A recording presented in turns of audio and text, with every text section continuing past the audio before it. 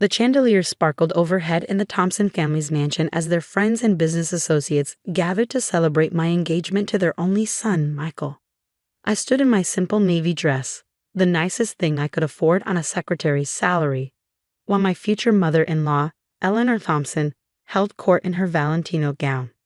My name is Sarah Chin, and for 2 years I've been the executive secretary at Thompson Global Investments. But what the Thompson family didn't know was that I was also a certified forensic accountant with a master's degree in financial crime investigation. Sometimes the best way to uncover fraud is from behind a desk that everyone walks past without a second glance. I still can't believe Michael chose her, Eleanor Stage whispered to her friend Victoria, loud enough for me to hear. A secretary. And you know these Asian girls always looking for a wealthy husband. I kept my face neutral as I refreshed their champagne glasses. 2 years of documentation, of carefully noting every suspicious transaction and irregular payment were safely stored in an encrypted drive. Tonight wasn't the time, not yet. The story of how I ended up here began 3 years ago, when the SEC received an anonymous tip about irregularities at Thompson Global. It couldn't prove anything. The Thompsons were too careful, too well connected.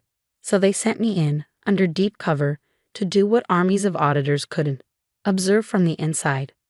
Meeting Michael hadn't been part of the plan. He was different from his family, kind, genuine, with a moral compass that made him increasingly uncomfortable with his family's business practices. Our love was real, even if my initial presence at the company wasn't. At least get her to sign a prenup, Eleanor, Victoria said, sipping her champagne. Can't have the help running off with half the family fortune. If they only knew that I had no interest in their money. What I wanted was justice for the hundreds of families they defrauded through their elaborate Ponzi scheme. Michael appeared at my side, his hand warm on my back. Everything okay, honey? Mom's not being too. Everything's fine, I'd assured him, though my stomach churned. Michael didn't know the truth either, about my investigation, or about what I discovered about his family's criminal enterprise. That would all come out tomorrow, at our wedding. I'd chosen the timing carefully. All the major players would be there. The corrupt board members, the complicit accountants, even the offshore bankers flying in from Switzerland. Eleanor had insisted on a big society wedding, wanting to show off her son's marriage despite her disdain for his choice of bride. Sarah, Eleanor called imperiously, be a dear and fetch my phone from my study. You know where everything is, being the help and all. I nodded demurely and headed upstairs. The study was exactly as I remembered from my countless late nights working there. The mahogany desk, the leather-bound books, the hidden safe behind the Monet reproduction that contained records of their real business dealings. What Eleanor didn't know was that I cracked that safe months ago, documenting every fraudulent transaction and illegal deal. The evidence was damning: $20 million stolen from retiree investment funds, laundered through a web of shell companies and offshore accounts. As I retrieved her phone, I heard voices in the hallway. Richard Thompson, my future father-in-law, and James Morrison, their chief financial officer. Everything set for the transfer tomorrow? Richard asked in a low voice. During the wedding ceremony, Morrison confirmed. While everyone's distracted by the vows, the last of the funds will move through the Cayman account. By the time anyone realizes what's happened, we'll be untouchable. I pressed record on my own phone, hidden in my dress pocket. Another piece of evidence for tomorrow's revelation. And you're sure about this girl? This, Secretary Michael's marrying? Morrison laughed. She's nobody, just another gold digger looking to marry into money. Too stupid to understand what's really happening at the company. I smiled in the darkness of the study. They had no idea that every word was being recorded, every document copied, every transaction traced. Tomorrow they would learn exactly how stupid I really was.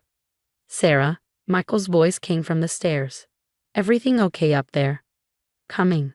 I called back, composing myself. One more night of playing the quiet, submissive secretary. One more night of enduring their condescension and cruelty. Tomorrow, at exactly 2:15 p.m., when they thought they were executing their final fraudulent transfer, the FBI would instead be executing search warrants.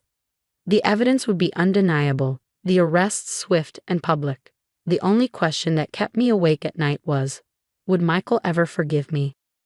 Back in the party, Eleanor took her phone with a dismissive wave. I suppose we should be grateful, she said to Victoria, At least the secretary knows how to take orders. I caught my reflection in the window, small, unassuming, dressed simply, just as they expected, just as I planned. A toast, Richard called out, raising his glass.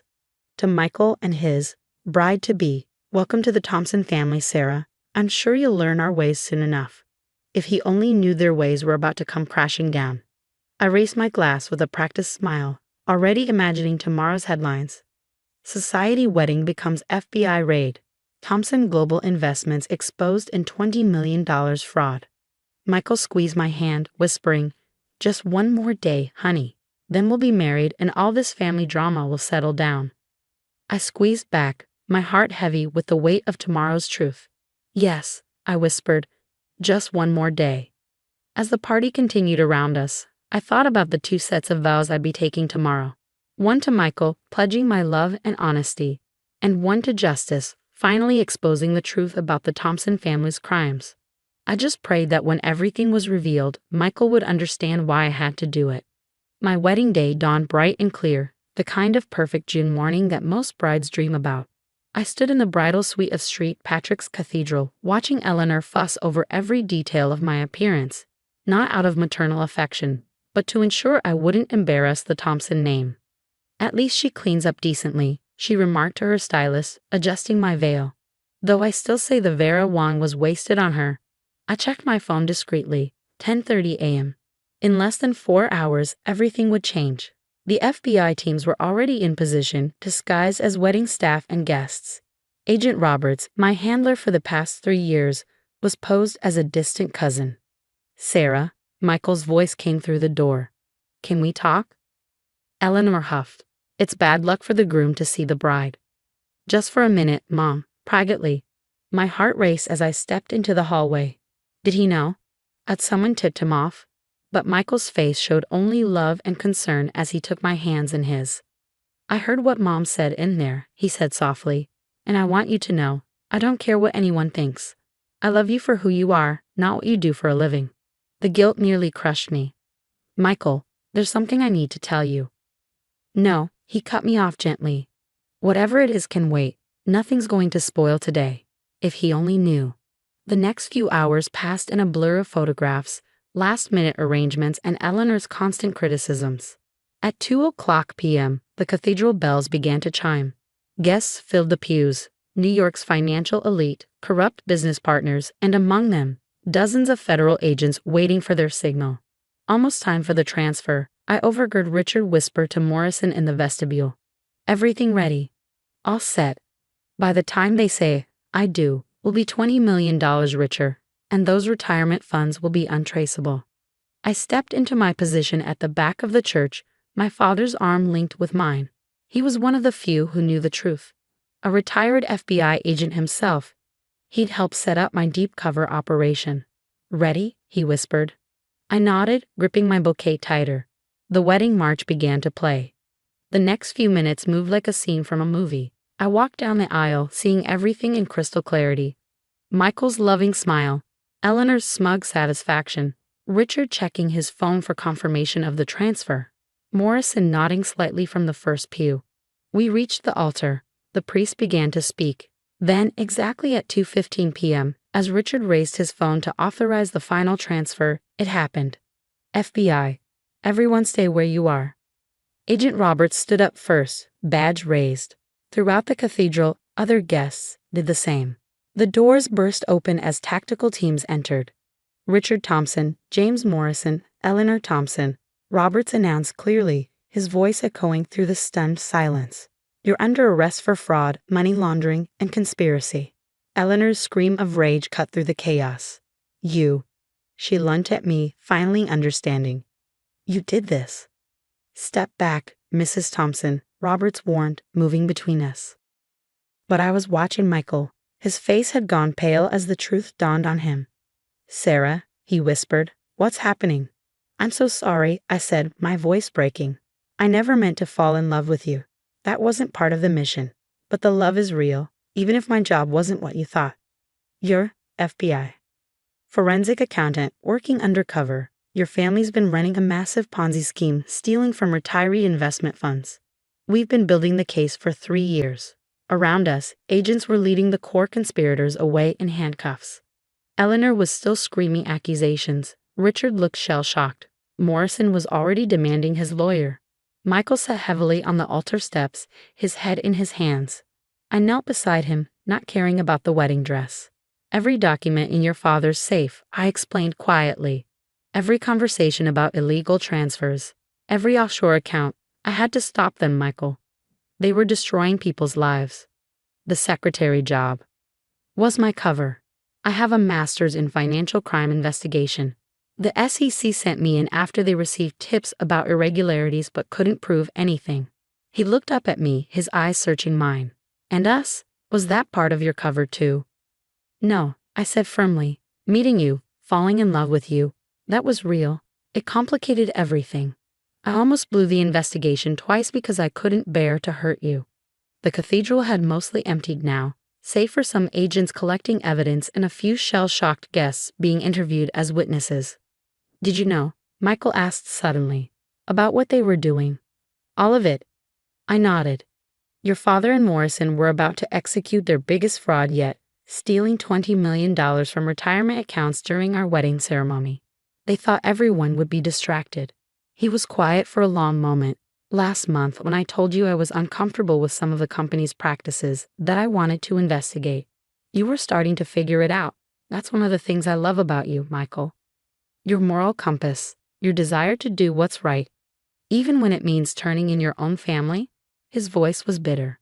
Especially then, I said softly, it takes more courage to stand up to people you love than to strangers. Hours later, after the interviews were done and the evidence collected, we sat in my apartment, my real apartment, not the modest place I'd maintained as part of my cover. The wedding dress was draped over a chair, the veil discarded. 3 years, Michael said, staring into his untouched whiskey. You spent 3 years building this case. Yes. And you didn't think I deserved to know before today? Before I watched my entire family get arrested at what was supposed to be our wedding? I couldn't, I explained. Any tip-off could have warned them. They were already planning to transfer the money during the ceremony. If they'd suspected anything, they would have disappeared with the money, he finished, leaving all those retirees penniless. My phone buzzed, preliminary reports from the FBI's forensic team. They'd already recovered most of the stolen funds. The evidence was overwhelming. What happens now? Michael asked. Your parents and Morrison will face federal charges. The company will be placed under receivership while we track down all the victims and restore their funds. As for us, he finally looked at me. Was any of it real? The quiet secretary who loved old movies and always brought me coffee just the way I liked it. The coffee was real, I smiled sadly. So were the movies. And so was falling in love with you. The only fake part was pretending to be less than I am. Less than you are, he repeated. You know, Mom always called you worthless. Just a gold digger marrying into money. But you're probably the most qualified person in that whole company. Michael, I said carefully, I understand if this is too much. If you can't forgive the deception. He cut me off by reaching for my hand. You know what I kept thinking, watching them arrest my parents? That everything finally made sense. All those questionable transactions I'd noticed. The meetings I wasn't allowed to attend. The way they treated their employees, treated you. You didn't just expose their crimes. You gave me the truth I needed to see. So where does that leave us? He finally smiled, just slightly.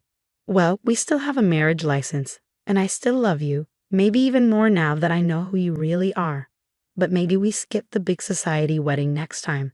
Next time. I'm thinking something smaller. Just us, your real family, maybe a few actual FBI agents instead of undercover ones. Despite everything, I laughed. You still want to marry me? Even after I turned your world upside down. You turned it right side up, he corrected. And yes, I want to marry you, the real you, not the cover story. Though I have to admit, finding out my quiet secretary fiancé is actually a brilliant forensic accountant who just pulled off one of the biggest white-collar crime busts in New York history is kind of impressive. 6 months later, we did get married, a small ceremony on the beach at sunset. Michael had started a new investment firm. One built on ethical principles and transparent practices. I'd accepted a position leading the FBI's new corporate fraud task force. Eleanor and Richard Thompson were convicted on multiple federal charges.